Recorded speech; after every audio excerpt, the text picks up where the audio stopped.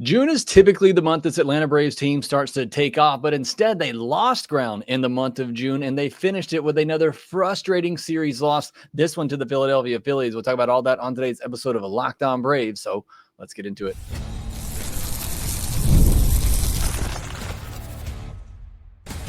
You are Locked On Braves, your daily Atlanta Braves podcast, part of the Locked On Podcast Network, your team every day. Hey, and welcome back to Locked On Braves, part of Locked On Sports Atlanta, where we cover your favorite Atlanta sports teams each and every day. I'm your host, Jake Mastroianni. You can follow me on social media at shortstopball. Check out the podcast there at LockedOn_Braves on X and Locked On Braves on Instagram. If you're new and watching this on YouTube, please do me a huge favor. Hit that subscribe button, hit the thumbs up button, and leave us a comment down below so others can find us here at Locked On Braves and enjoy the misery that we're going through during this 2025 season watching this team. And as always, you're listening on the audio version, which most of our listeners still are. I very much appreciate you as well. Make sure you can leave me a 5-star review on Apple, Spotify, wherever you get your podcast. If you enjoy the show, if you don't bother. But thank you again for your support here at Locked On Braves. Make it your first listen of each and every day, and begin every day or here for Locked On Braves. Today's episode, we're going to take a look back at this Phillies series. We're going to take a look back at the month of June. We're going to take a look back at the first half of the season. So might be a bit of a negative episode on this one, but hopefully there is some hope coming at the start of the second half of the season. Today's episode is brought to you by FanDuel. Right now, new customers can get $150 in a bonus bets when your first $5 bet wins. So, yes, another disappointing series for the Atlanta Braves. They dropped the finale on Sunday to the Philadelphia Phillies. Another one-run close ball game, 2-1, where your offense just doesn't show up at all. And it's been too familiar of a pattern for the Atlanta Braves, really for a while now, going back to last season, but specifically this year as well, just losing a lot of those close one-run games where you just needed your offense to show you a little bit to get the win, and they couldn't get it done. But let's take a quick look at the entire series real quickly, and then I want to get into the June numbers and look ahead to the month of July. But on Friday, no runs on 9 hits, 3 walks, 7 strikeouts. Look, I know it was a blowout, rainy game, and you weren't really pushing to score a run, but the fact that they had 9 hits and 3 walks and still didn't score a run is pretty amazing. They had 2 extra base hits, both of them doubles by Stuart Fairchild. They were 1 for 6 with runners in scoring position. So despite having all those base runners, not a ton of at-bats with runners in scoring position. It was the second straight time that they were shut out. It was the second straight game that they were shut out by pretty mediocre pitching. Look, the Phillies took their starter down after the big rain delay. The Braves didn't, and did not work out for them. You were basically getting a bullpen game from the Phillies. You were getting Taijuan Walker, who was relegated to the bullpen because he can't cut it as a starter there. Alan Rangel just came in and threw 5 shutout innings to help save their bullpen. I think that if you didn't think this offense was bad, and look, I've been holding on to that hope that this offense can still do what it's done in the past, that these players can still be who they've been in the past. But games like that and games like Sunday have me as a believer now that this offense is just bad. Again, I still want to hold on to hope that things can change. But right now, they're just bad. They're just simply bad. You get shut out by the pitchers that you got shut out against on Thursday and then Friday. That's just bad. It's bad offense. And some of these at-bats are just terrible. We kind of hung our hat early in the season on the fact that they were still making a lot of hard contact. They were having some good at-bats. They just weren't quite getting the results. And we thought, eventually that'll even out and those results will come. Well, now they're not making hard contact and they're also having terrible at-bats. And so the offense is just getting worse in my mind. But on Friday, they're shut out, a blowout loss. Now they bounced back on Saturday, 6 runs on 13 hits and 4 walks, did still strike out 11 times, 4 extra base hits, including 2 doubles, or 3 doubles in that one and a home run.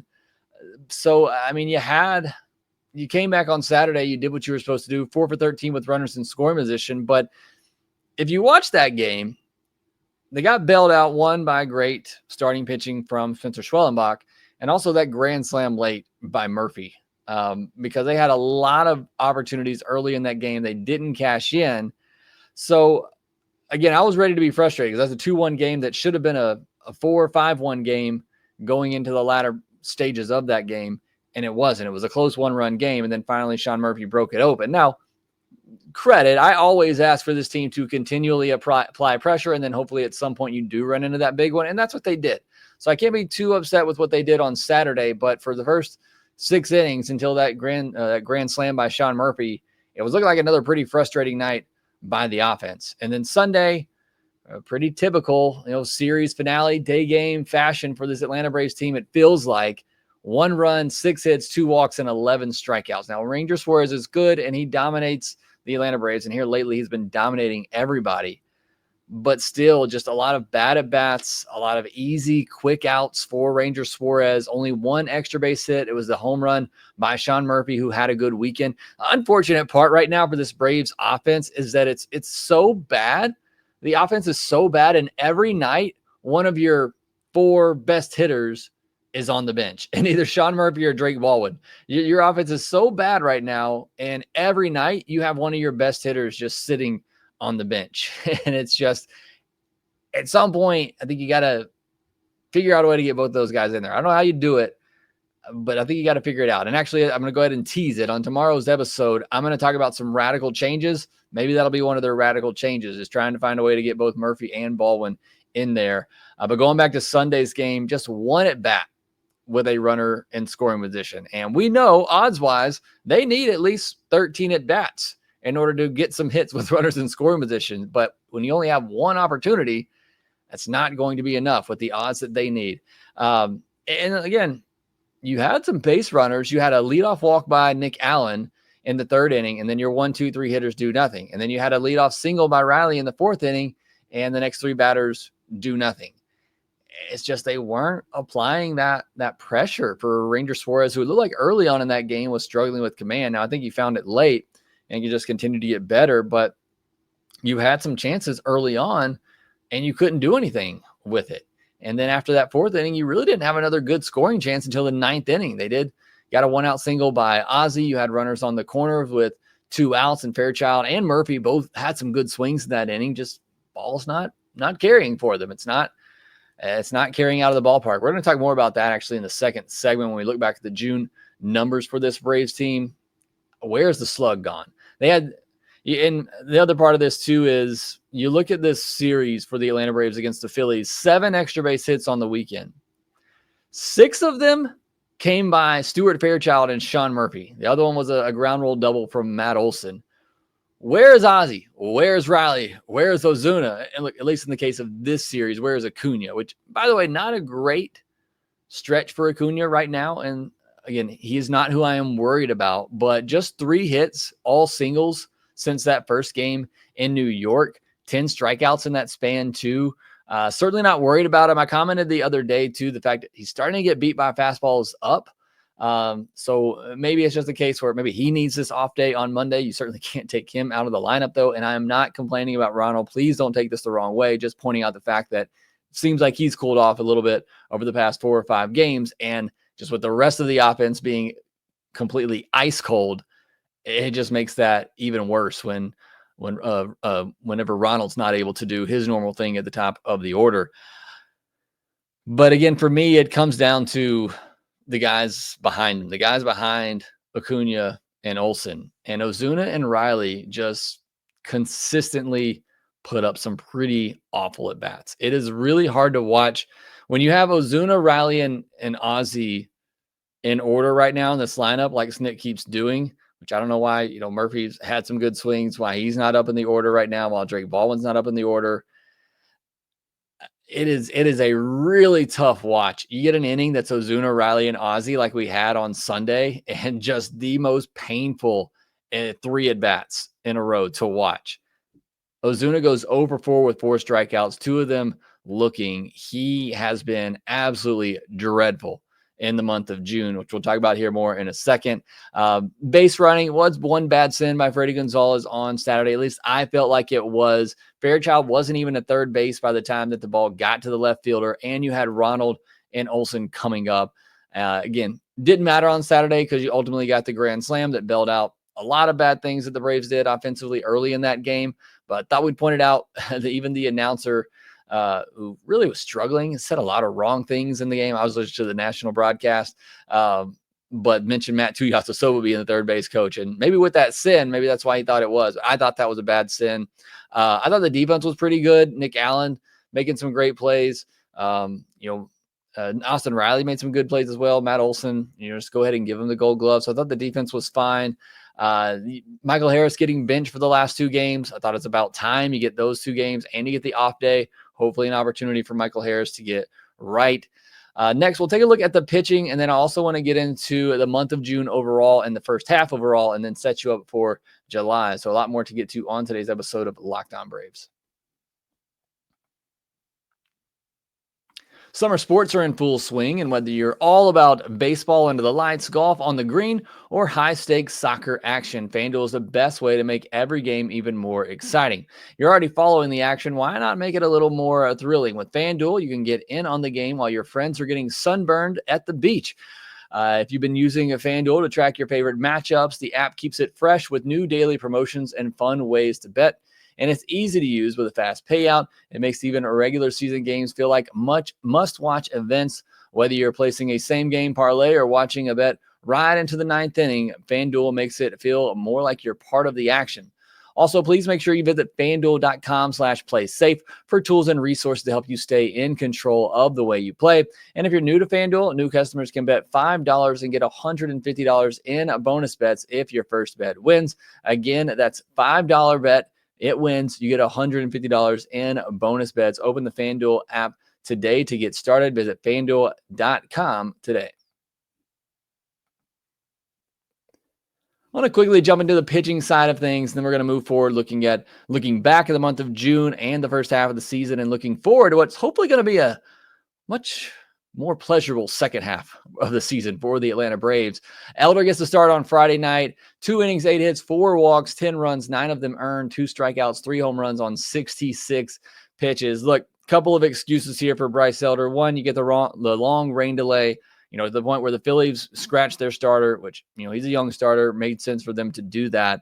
But Bryce Elder, sits around through all that, comes out clearly pretty cold at that point, but I mean, not weather-wise, but obviously he was pretty cold at that point after getting ready and then the game getting delayed.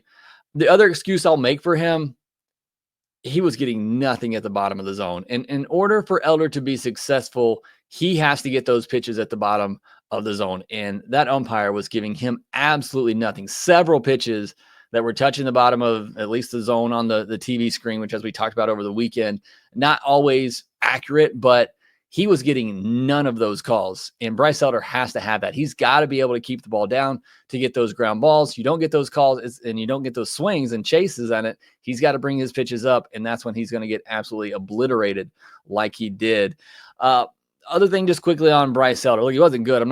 I can make some excuses for maybe why he wasn't good in this game, but he also hasn't been good here as of late. Now, he had the good stretch earlier in the season, and then they sent him down to make room for Spencer Strider. And since coming back, he had the one good start in San Francisco, but outside of that, the other 4 starts have been pretty rough. He had an 8.25 ERA in 5 starts in June, and that's with the fantastic 8-inning performance that he had in San Francisco. So whether it's just Bryce Elder kind of reverting back to who he is after the great starts that he had, maybe it's, you had a guy that was throwing the ball really well, feeling pretty good and confident, and you send him down for really no other reason than he has options, and maybe that affected him. I don't know. I think Bryce Elder is probably a little bit more mental tough than that. I think it's probably just he's struggling at the moment. He's a 5th, 6th starter, and that can happen.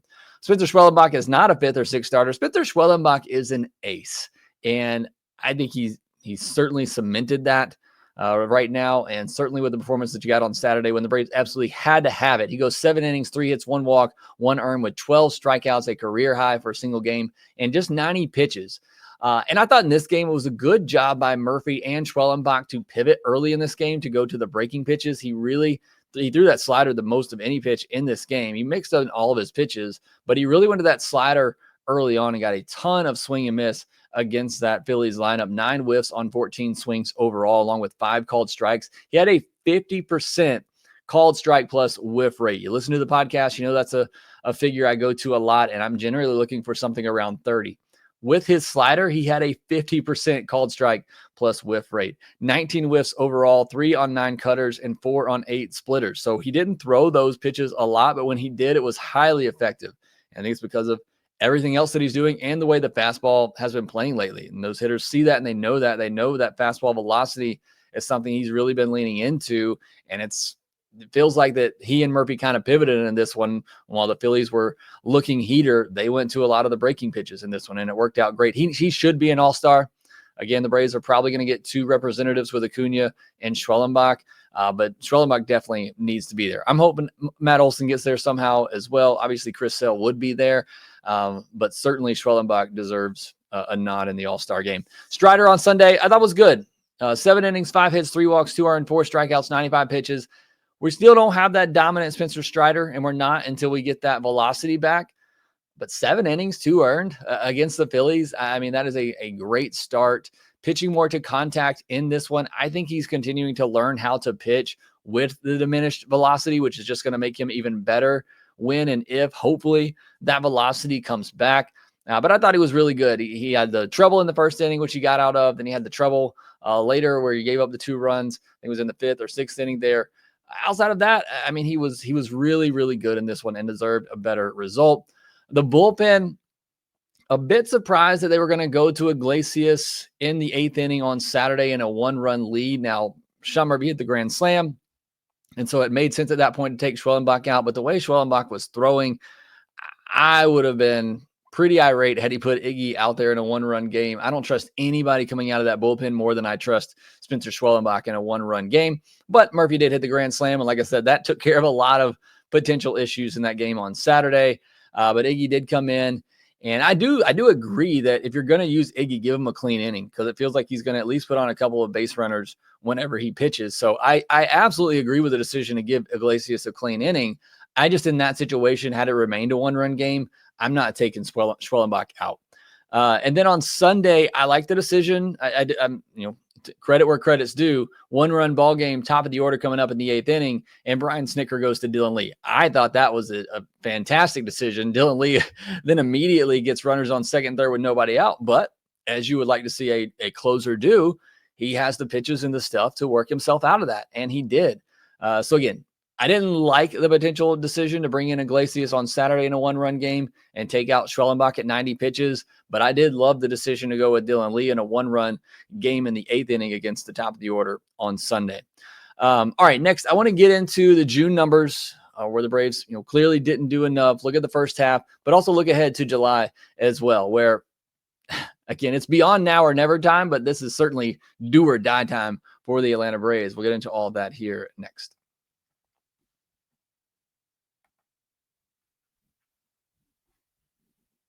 Thank you as always for making Locked On Braves your first listen of the day. Go check out Locked On MLB for your second listen of the day. They'll get you caught up with everything else happening around Major League Baseball. Teasing a couple episodes we got coming this week. Tomorrow, I am going to look at making some radical changes for this Atlanta Braves team. With Profar returning, I think there's an opportunity here for the Braves, Brian Snitker, to make some radical changes to try to shake things up. Now, some of these are going to be things I know they're not going to do, but things I think they probably should do or at least consider to get this team going. Because like I said, it is do or die time now. If you want to salvage this season, something has to change now. And so I think with Profar returning, there's an opportunity here for the Braves to really shake things up to try to get them going. So I want to talk about that on a live episode that we'll do Monday night. I'm going to push back the Miners Monday episode to Tuesday. But I really want to get that podcast in, looking at some radical changes before Profar's return. We'll do that on Monday. Then we'll look at the minor league spotlight on Tuesday. And then we'll have our mailbag episode a day earlier this week. We'll do it on Thursday with 4th of July on Thursday. And we'll have another episode in between there too. So that's what's coming your way this week on Locked On Braves.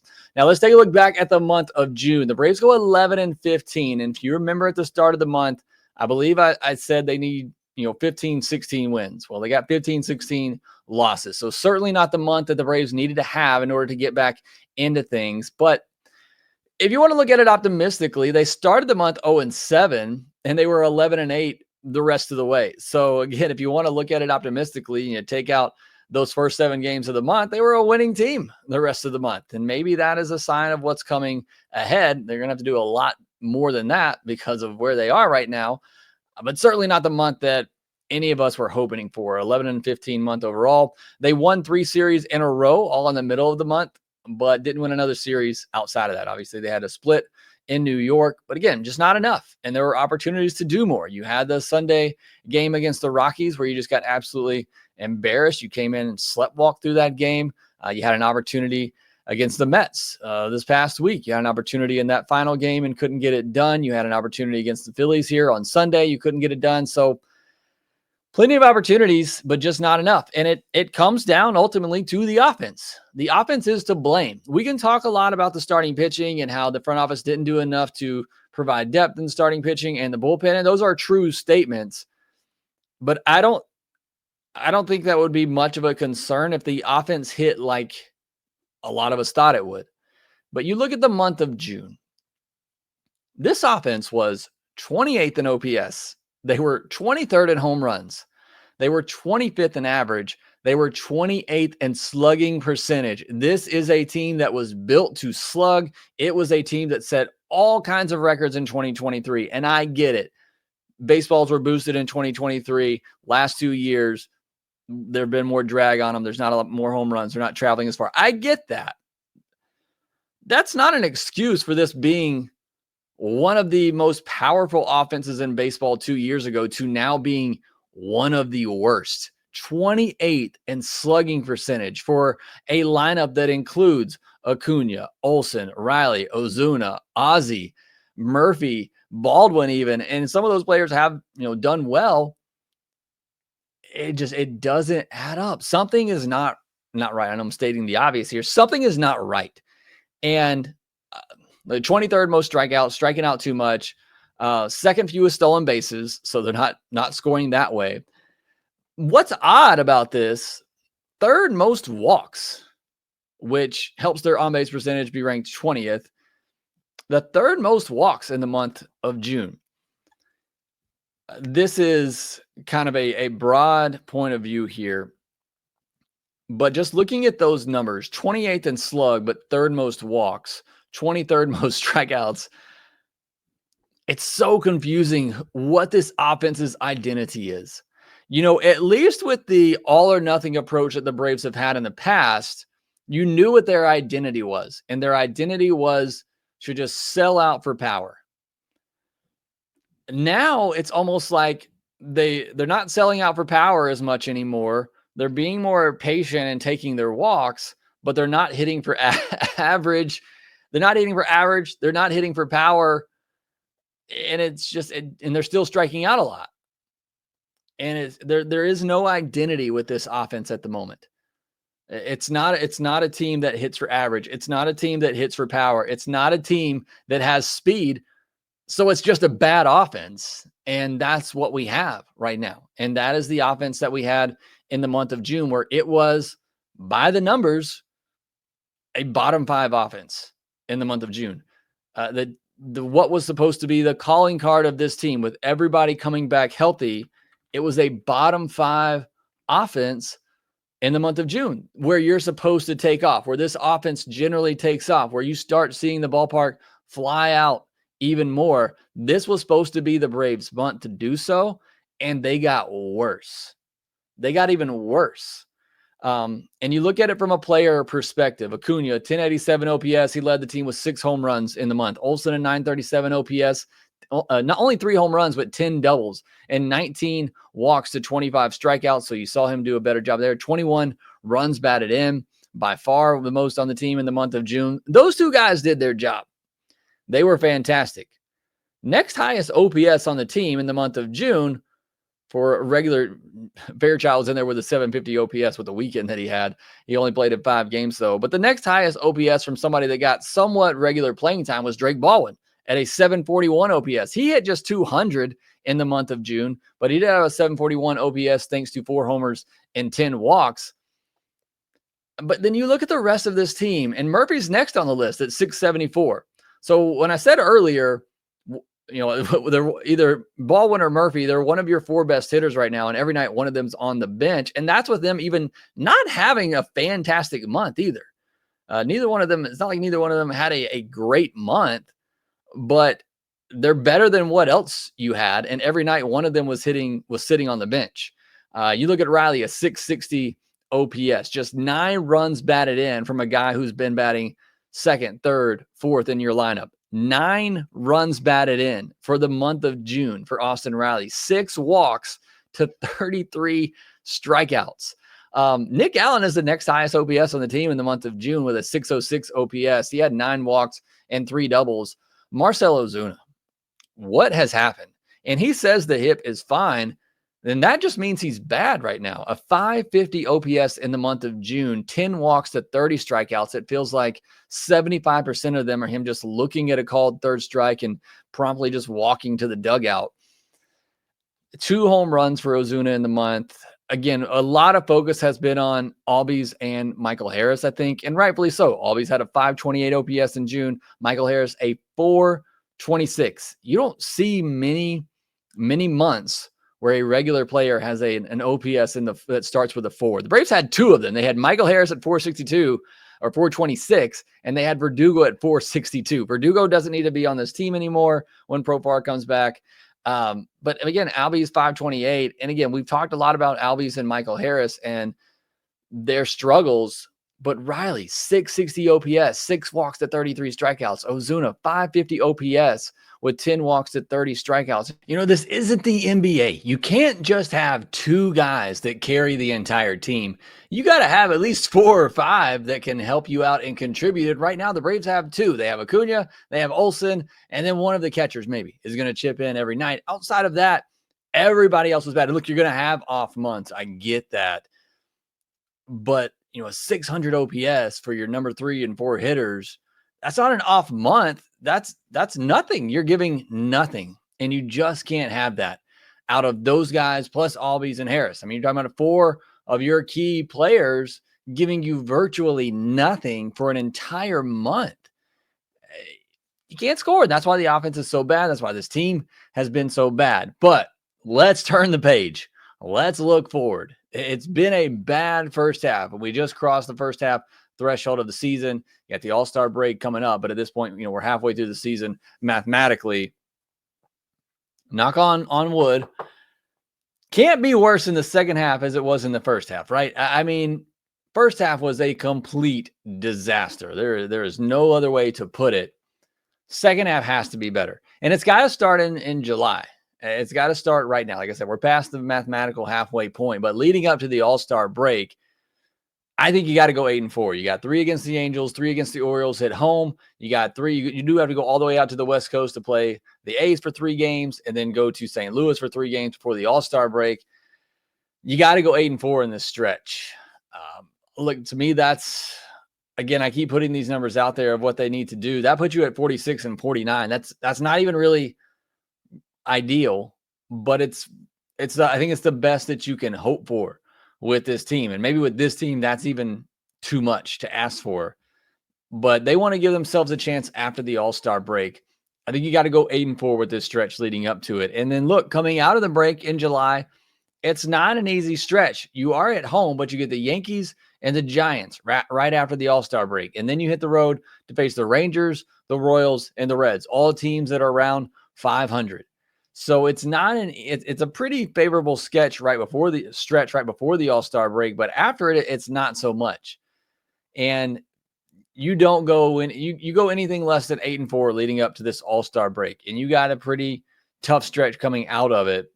You're sellers, and maybe it's just a soft sale, but you're certainly not buying if that's the case. But I want to be hopeful. I do. I know many of you out there, you're taking your victory laps because you're pessimistic and you said this team was dead from day one.